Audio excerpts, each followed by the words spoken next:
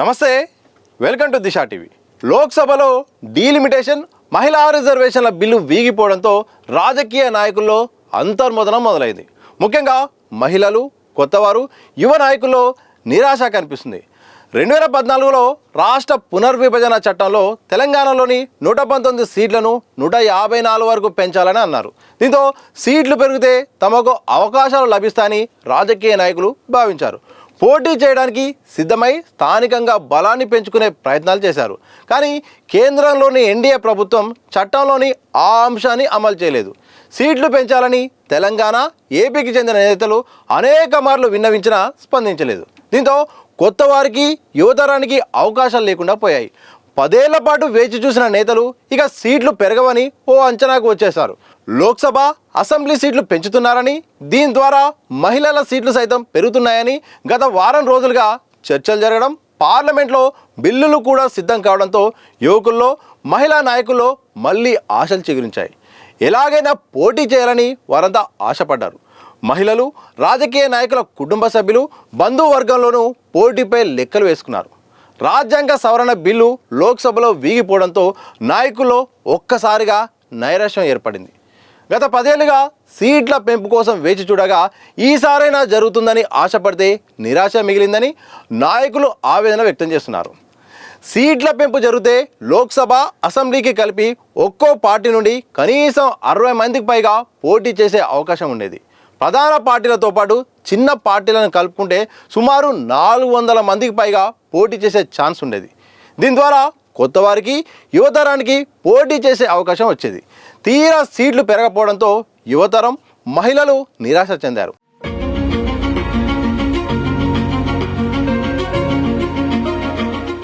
ఇక ప్రస్తుతం రాజ్యాంగ సవరణ వీగిపోయినా జనగణన తర్వాత మహిళా బిల్లు ప్రవేశపెట్టాల్సిన అవసరం కూడా ఉండదని న్యాయ నిపుణులు చెప్తున్నారు. 2023లో ఆమోదం పొందిన మహిళా బిల్లులో 2026 తర్వాత జరిగే జనాభా లెక్కల ప్రకారం డీలిమిటేషన్లో కొత్తగా మహిళా రిజర్వేషన్ అమలు చేయాలనే పదాలను పొందుపరిచారు. ఈ నేపథ్యంలో వచ్చే సంవత్సరం మొదట్లో కేవలం డీలిమిటేషన్ బిల్లు పెడితే సరిపోతుందని, అప్పుడు సులువుగా సీట్ల పెంపు లేదా సాధారణ డీలిమిటేషన్తో పాటుగా మహిళా బిల్లును కూడా అమలు చేయడం సాధ్యమవుతుందని విశ్లేషిస్తున్నారు. కేంద్రం వచ్చే సంవత్సరం మొదటి 1-2 నెలల్లో దీనిపై నిర్ణయం తీసుకుంటే పార్లమెంట్లో ఆమోదం పొందేలా చూడాల్సి ఉంటుంది. అలా అయితేనే 2029 ఎన్నికల కల్లా సీట్ల పెంపు పెరగడం, అలాగే మహిళా రిజర్వేషన్ల అమలు కూడా సాధ్యమవుతుందని చెప్తున్నారు. ఆలస్యమైన కొద్దీ 2029 ఎన్నికల్లో మహిళా రిజర్వేషన్తో పాటు సీట్ల పెంపు ఆచరణ సాధ్యం కాదని అంటున్నారు. కేంద్రంలోని ఎన్డీఏ ప్రభుత్వం ఆలస్యం చేయకుంటేనే సీట్ల పెంపు, అలాగే మహిళా రిజర్వేషన్లు సాధ్యమవుతాయని రాజకీయ విశ్లేషకులు అంటున్నారు. ఇలా మొత్తానికి చాలామంది కొత్తవారు ఆశపడ్డారు. అలాగే చాలామంది రాజకీయ నాయకులు కూడా సీట్ల పెంపు ద్వారా తమ ప్రాతినిధ్యం కూడా పెరిగే అవకాశం ఉంటుందని ఆశపడ్డారు.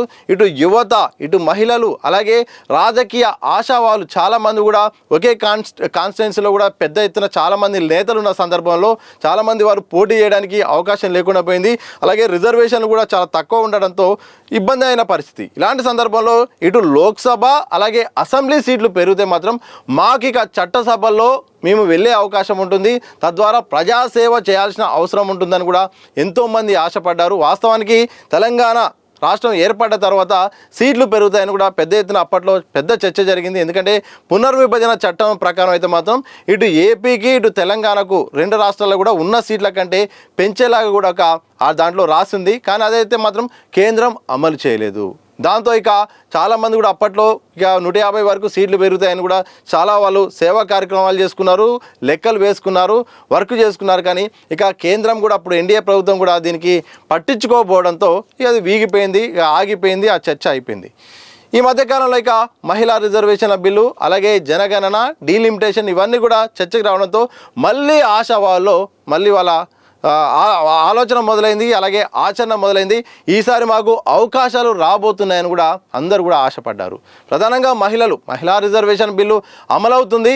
ఇక పెద్ద ఎత్తున కూడా ఇక మహిళలకు ప్రాతినిధ్యం పెరుగుతుందని కూడా ఇటు యువత, అలాగే రాజకీయ వారసత్వంలోని పిల్లలు చాలామంది కూడా సీనియర్ నాయకుల వల్ల కుటుంబ సభ్యులను కూడా దించాలని కూడా ప్లాన్ చేశారు. మరోవైపు ఇంకా సీట్ల పెరుగుదల కారణంగా కూడా మాకు చాలా కాలంగా అవకాశాలు వస్తాయని కొన్ని రాజకీయ పార్టీలోని సీనియర్లు, యువత కూడా ఎన్నో కలలుగా అన్నారు. కానీ ప్రస్తుతం ఒక్కసారిగా ఈ మహిళా రిజర్వేషన్ల బిల్లు ఓటింగ్లో వీగిపోవడం, ఆ తర్వాత డీలిమిటేషన్ అంశాన్ని కూడా కేంద్రం వెనక్కి తీసుకోవడంతో ఆశావాళ్ళు ఒక్కసారిగా ఒక ఫ్రస్ట్రేషను, నిరాశ కూడా చాలా స్పష్టంగా కనిపిస్తుంది. ఇంకా ఎప్పుడవుతుందో అయితే బాగుంటుందని చాలామంది చూస్తున్నారు. వాస్తవానికి ఎప్పుడో పెరగాల్సింది, రాష్ట్ర విభజన తర్వాత పెరగాల్సింది, తర్వాత పెండింగ్లో పడిపోయింది. మళ్ళీ ఇప్పుడు జనగణన అలాగే పునర్విభజన, ఇటు మహిళా రిజర్వేషన్లు, ఈ అంశం తెరపైకి రావడంతో అందరూ ఆసక్తిగా ఎదురు చూస్తున్నారు. ఈ సందర్భంలో వీగిపోవడం చర్చ జరుగుతుంది. మరి జనగణన తర్వాత అయినా సీట్లు పెరుగుతాయా లేదని కూడా చాలామంది చూస్తున్నారు. ఎందుకంటే 2029లో ఎన్నికలు ఉన్నాయి. ఆ లోపు మరి చాలా స్పీడ్గా జరుగుతుంది తప్ప ఈ ఆచరణ సాధ్యం కాదు. 2024లో జనాభా లెక్కలు చేసినప్పటికీ కూడా ఇవన్నీ కూడా మొత్తం ఈ ప్రక్రియ అంతా కూడా పూర్తి చేయడానికి చాలా టైం పడుతుంది. ఆ టైంలోపు ఎన్నికల టైం వచ్చే అవకాశం ఉంటుంది. ఇలాంటి సందర్భంలో మరి 2029లో జరిగే ఎన్నికల్లో మరి పెరిగిన ఈ యొక్క స్థానాలతో ఎన్నికలు పోతారా లేకపోతే పాత పద్ధతిలో పోతారా అనేది కూడా చాలామందిలో ఒక కన్ఫ్యూజన్ అవుతుంది. అలాగే మహిళా రిజర్వేషన్ విషయంలో మాత్రం ప్రతిపక్షాలు అయితే ఒక్కటే చెప్తున్నాయి, మేము మహిళా రిజర్వేషన్లకైతే మాత్రం అనుకూలంగా ఉన్నాం, ఇప్పటికిప్పుడు బిల్లు పెట్టినా కానీ మేము యాక్సెప్ట్ చేయడానికి సిద్ధంగా ఉన్నాం. కానీ మహిళా రిజర్వేషన్ల బిల్లు పేరుతో డీలిమిటేషన్ను మీరు అడ్డం పెట్టి లింక్ పెట్టి దాన్ని అమలు చేయాలని ఒక కత్తి అయితే మాత్రం మీద పెడుతున్నారు. అది సరైనది కాదు, దానికి మేము ఒప్పుకునేది లేదని కూడా ప్రతిపక్షాలు చెప్తున్నారు. డీలిమిటేషన్ ప్రకారం అయితే మాత్రం ప్రధానంగా జనాభా లెక్కల ప్రాతిపదికన అలాగే కులగణన చేస్తామన్న తర్వాత మాట మార్చడం సరైనది కాదు. ఇది కేవలము చాలా మహిళలను అడ్డుపెట్టి మీరు ఇప్పుడు రాజకీయాలు చేసే ప్రయత్నాలు చేస్తున్నాయని కూడా ఇటు ప్రతిపక్షాలు అవుతున్నాయి. చూడాలి మరి కేంద్ర ప్రభుత్వం తాజాగా మరి వీగిపోవడంతో ఎలాంటి నిర్ణయం తీసుకోబోతుంది, 2029లో మరి పెంచబోతుందా లేకపోతే జనాభా లెక్కల ప్రకారం మరి అప్పుడున్న ప్రక్రియ పూర్తయి ఆ ప్రక్రియ పూర్తయిన తర్వాత మళ్ళీ డీలిమిటేషన్ జరగాల్సిన అవసరం ఉంటుంది. దాంతోపాటు మహిళల రిజర్వేషన్ సంబంధించిన బిల్లు యాక్సెప్ట్ కావాల్సి ఉంటుంది. దాంతోపాటు మళ్ళీ దీంట్లో సబ్ కోటా కావాలని ఒక డిమాండ్ ప్రతిపక్షాల నుండి వస్తుంది. మరి సబ్ కోటా అమలు చేస్తుందా లేదా అని కూడా చాలా మందిలో కూడా ఒక డౌట్ ఉంది. చూడాలి. ఏదేమైనప్పుడు కూడా ఈ వారం రోజులుగా దేశమంతా కూడా రాజకీయాల పైన ప్రధానంగా చర్చ వచ్చింది. మహిళా రిజర్వేషన్ల పైన పెద్ద ఎత్తున అందరూ కూడా ఎదురు చూశారు.